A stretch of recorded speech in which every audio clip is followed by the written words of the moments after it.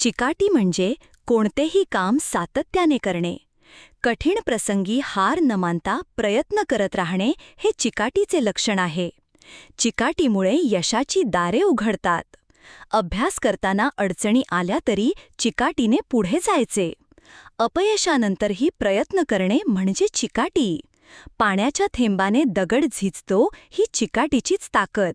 चिकाटीमुळे आत्मविश्वास वाढतो. यशस्वी लोक चिकाटीनेच पुढे गेले आहेत. चिकाटी म्हणजे प्रयत्नांची पराकाष्ठा.